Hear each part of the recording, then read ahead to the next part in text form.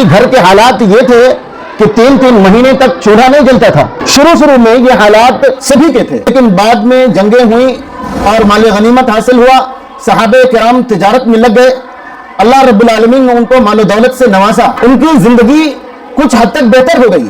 دیکھ کر ازواج مطہرات نے اللہ کے نبی صلی اللہ علیہ وسلم سے زیادتی نفقہ کا سوال کیا، کیونکہ حالات ایسے تھے آپ کے گھریلو زندگی کے کہ اتنا آپ دیتے تھے وہ تو اسی دن مکمل ختم ہو جاتا تھا، اور پھر وہی فاقے کی بات آتی تھی، کھجور اور پانی پر گزارا ہوتا تھا.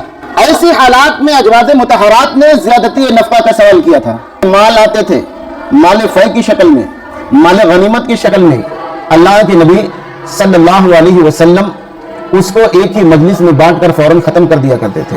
اور یہی حالات ازواج مطہرات کے تھے. کل کیا کھانا ہے اس کے لیے نہیں بچاتی تھی، وہ ان کو جو ملتا تھا اسی دن وہ بانٹ کر کے تقسیم کر کے ختم کر دیا کرتی تھی.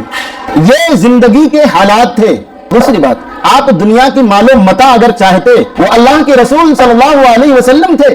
اگر آپ چاہتے، اللہ سے بس ایک دعا کرنی تھی، اللہ تعالیٰ تو جبل احد کو سونے کا پہاڑ بنا دیتا، سونے چاندی ہیرے جواہرات سے آپ کا مکمل گھر بھر دیتا. مگر آپ دنیا کے اندر آئے تو عشرت کے لیے نہیں آئے تھے. آپ دنیا کے اندر اللہ تبارک و تعالیٰ کی عبادت کی طرف لوگوں کو بلانے کے لیے آئے تھے، اللہ کی طرف لوگوں کو دعوت دینے کے لیے آئے تھے. آپ کا تو یہ کہنا تھا کہ اللہ تبارک و تعالیٰ سے یہ دعا کرتا ہوں کہ اللہ تبارک و تعالیٰ ایک دن کھلائے اور ایک دن بھوکا رکھے. جس دن کھلائے اس دن اللہ تبارک و تعالیٰ کیا میں حمد بیان کروں، اس کا شکر ادا کروں، اور جس دن بھوکا رکھے اللہ تبارک و تعالیٰ سے اس کے فضل، اس کی رحمت اور اس کے رزق کا مطالبہ کروں. یہ حالات تھے زندگی کے. اللہ کے نبی صلی اللہ علیہ وسلم کی ازواج مطہرات آج کل کے عورتوں کی طرح نہیں تھی. ان کی زندگی، ان کے گھروں میں 3 مہینے تک چولہے نہیں جلتے تھے. یہ نہیں کہ ہر طرح کی آشائش جیسا کہ آج کل کے گھروں میں ہے ان کے یہاں موجود ہو، مگر زندگی کے یہ حالات تھے. اور صحابہ کرام کی زندگی کے حالات بدلے، تجارت کی شکل میں، مال غنیمت کی شکل میں.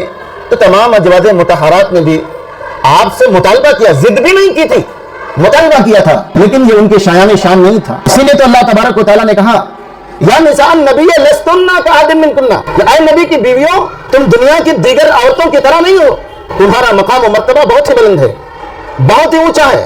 تم نبی کے گھرانے کی عورتیں ہو، تم نبی کی بیویاں ہو.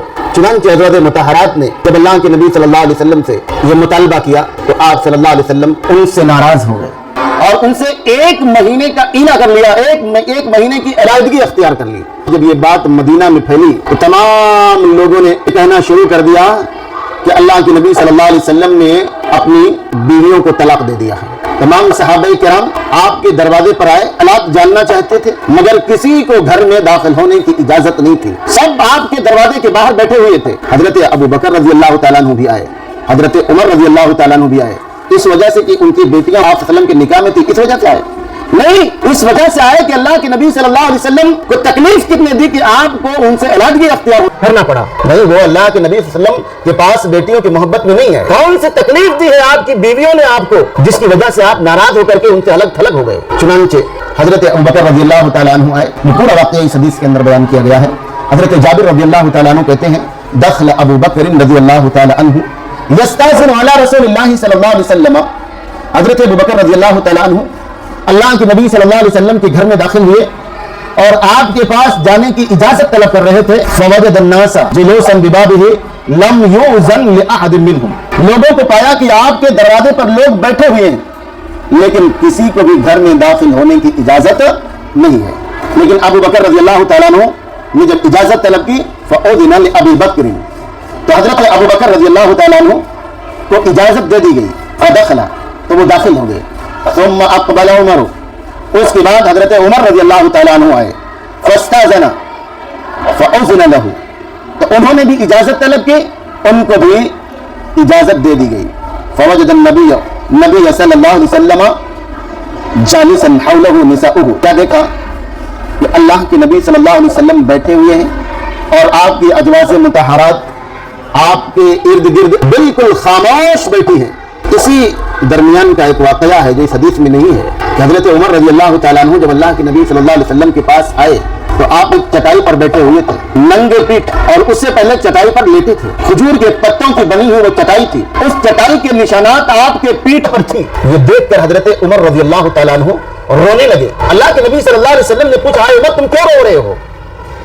تو کہا اللہ کے نبی صلی اللہ علیہ وسلم میں نے دنیا کے بادشاہوں کو دیکھا ہے، وہ بہت عیش و عشرت کے ساتھ زندگی گزار رہے ہیں، وہ قالینوں اور گدوں اور صوفوں پر نرم گداز بستروں پر سوتے ہیں، اور آپ اللہ کے رسول ہیں، دنیا میں سب سے زیادہ عظمت سب سے اونچا مقام آپ کا، اور آپ کی یہ حالت ہے۔ اے اللہ کے رسول آپ اجازت دیجئے میں آپ کے لیے کچھ نہیں تو ایک گدا بنوا دوں۔ اللہ کے نبی صلی اللہ علیہ وسلم نے فرمایا اے عمر ما لی ولی دنیا، مجھے دنیا سے کیا مطلب، مجھے دنیا کی جاہ و حشمت سے کیا مطلب، مجھے اس کی ضرورت نہیں ہے، یہ دنیا میں ان کے لیے ہے میرے لیے نہیں ہے، تم ایسا مت کرنا۔ چنانچہ حضرت عمر رضی اللہ تعالیٰ عنہ نے دیکھا کہ آپ کی بیویاں آپ کے ارد گرد خاموش بیٹھی ہیں، اللہ کے نبی صلی اللہ علیہ وسلم غمزدہ حالت میں ہے، تو حضرت عمر رضی اللہ تعالیٰ عنہ نے آپ کے غم کو دور کرنے کے لیے کہا، آپ کے غصے کو دور کرنے کے لیے کہا کہ میں ایک ایسی بات کہوں گا انشاءاللہ جس سے اللہ کے نبی صلی اللہ علیہ وسلم کو ہنسا دوں گا۔ قال اقولن شیئا اضحك النبی صلی اللہ علیہ وسلم، میں ایک بات ایسی کہوں گا جس سے اللہ کے نبی صلی اللہ علیہ وسلم کو ہنسا دوں گا۔ فقال یا رسول اللہ لو رأيت بنت خارجة سألتني النفقة فقمت إليها فوجعت عنقها۔ بنت خارجہ یہ اپنی بیوی کو کہہ رہے، خارجہ کی بیٹی نہیں ان کی بیوی تھی، کہا اللہ کے رسول صلی اللہ علیہ وسلم آپ کی کیا رائے ہے، آپ دیکھتے اگر بنت خارجہ یعنی میری بیوی مجھ سے زیادتی نفقہ کا سوال کرے تو میں اس کے پاس کھڑا ہوں گا اور اس کی گردن کو توڑ دوں گا۔ فضحك رسول اللہ صلی اللہ علیہ وسلم، اللہ کے رسول صلی اللہ علیہ وسلم ہنس پڑے۔ اس کے بعد اللہ کے نبی صلی اللہ علیہ وسلم نے فرمایا ہننا حولی کما ترا، کہا کہ یہ ہمارے ارد گرد جو بیٹھی ہیں وہ اسی چیز کے لیے بیٹھی ہیں جیسا تم خیال کرتے ہو۔ یسألنی النفقۃ، یہ مجھ سے زیادتی نفقہ کا مطالبہ کرتی ہیں۔ فقام ابو بکر الی عائشہ یجأ عنقها، حضرت ابو بکر رضی اللہ تعالیٰ عنہ حضرت عائشہ رضی اللہ تعالیٰ عنہ کے پاس گئے اور ان کے گردن کو پکڑ کر دبانے لگے، اور حضرت عمر رضی اللہ تعالیٰ عنہ حضرت حفصہ رضی اللہ تعالیٰ عنہ کے پاس گئے، ان کی بیٹی تھی، اور ان کے گردن کو دبانے لگے۔ الہما یقول، دونوں کہہ رہے تھے تسألین رسول اللہ صلی اللہ علیہ وسلم ما لیس عندہ، تم اللہ کے نبی صلی اللہ علیہ وسلم سے ایسی چیز مانگ رہی ہو جو آپ کے پاس نہیں ہے۔ تو انہوں نے کہا واللہ لا نسأل رسول اللہ صلی اللہ علیہ وسلم شیئا ابدا لیس عندہ، ہم اللہ کے نبی صلی اللہ علیہ وسلم سے کبھی کسی ایسی چیز کا مطالبہ ہرگز نہیں کریں گے جو آپ کے پاس نہیں ہے۔ ثم اعتزلہن شہرا، پھر اللہ کے نبی صلی اللہ علیہ وسلم نے اپنی تمام ازواج مطہرات سے ایک مہینے کے لیے علیحدہ کر لیا، علیحدگی اختیار کر لی۔ او 29 یا 29 دن کی علیحدگی اختیار کر لی۔ ثم نزلت هذه الآیہ، پھر یہ آیت نازل ہوئی، یا ایھا النبی قل لازواجک ان کنتن تردن الحیاۃ الدنیا وزینتها فتعالین امتعکن واسرحکن سراحا جمیلا وان کنتن تردن اللہ ورسولہ والدار الآخرۃ فإن اللہ اعد للمحسنات منکن اجرا عظیما۔ یہاں تک پوری آیت ہے، ایسے یاد رہنی چاہیے ہر ایک کو۔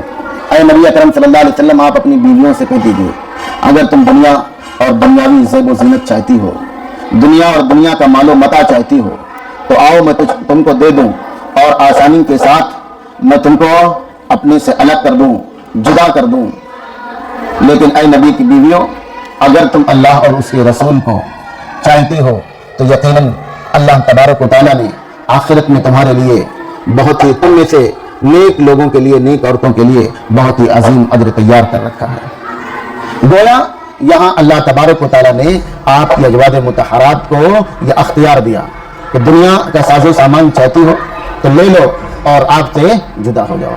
اور اگر دنیا کی مال و متاع، دنیا کی محبت تمہارے دلوں میں نہیں ہے تو جان لو اللہ تبارک و تعالیٰ نے تم سب کے لیے قیامت کے دن بہت ہی عظیم اجر تیار کر رکھا ہے۔ یہ آیت لے کر کے سب سے پہلے اللہ کے نبی صلی اللہ علیہ وسلم حضرت عائشہ رضی اللہ تعالیٰ عنہ کے پاس گئے، کہا اے عائشہ انی ارید ان اعرض علیک امرا، میں چاہتا ہوں کہ تم پر میں اپنا معاملہ پیش کروں، اور میں اس بات کو پسند کرتا ہوں کہ تم جلدی مت کرنا یہاں تک کہ تم اپنے والدین سے مشورہ طلب کر لینا۔ تو کہا اللہ کے رسول صلی اللہ علیہ وسلم کیا ہے؟ تو اللہ کے نبی صلی اللہ علیہ وسلم نے اس آیت کی تلاوت کی، تو حضرت عائشہ رضی اللہ تعالیٰ عنہ نے کہا افی کیا یا رسول اللہ استشیر ابویہ، اے اللہ کے رسول صلی اللہ علیہ وسلم میں آپ کے بارے میں اپنے والدین سے مشورہ طلب کروں گی؟ بل اختار اللہ و رسولہ، مجھے دنیاوی مال و متاع، دنیاوی جاہ و حشمت، دنیا کا سامان، دنیا کی کھانے پینے کی چیزیں کچھ نہیں چاہیے، مجھے اللہ اور اس کے رسول چاہیے اور آخرت کا گھر چاہیے۔ اور میں آپ سے اس چیز کا مطالبہ کرتی ہوں کہ جو میں نے کہا ہے کہ میں نے آپ کو اور آپ کو اللہ کو اور آخرت کو اختیار کیا ہے، تو میں نے یہ اختیار، یہ بات آپ اپنی بیویوں میں سے کسی کو مت بتلائیے گا۔ تو اللہ کے نبی صلی اللہ علیہ وسلم نے فرمایا لا تسألنی امرأۃ منہن الا اخبرتها، مجھ سے ان میں سے کوئی بھی عورت پوچھے گی نہیں مگر میں اس کو اس بات کی خبر دے دوں گا۔ اللہ تبارک و تعالیٰ نے مجھے سختی کرنے والا، مجھے سخت بنا کر کے نہیں بھیجا ہے، ولیکن بعثنی معلما میسرا، بلکہ اللہ تبارک و تعالیٰ نے مجھے ایک معلم بنا کر کے اور لوگوں پر آسان کرنے والا بنا کر کے بھیجا ہے۔ چنانچہ آپ تمام ازواج مطہرات کے پاس گئے اور سب نے اللہ اور اس کے رسول اور آخرت کے گھر کو اختیار کیا۔ یہ تھی ازواج مطہرات کی حالات، رواہ مسلم۔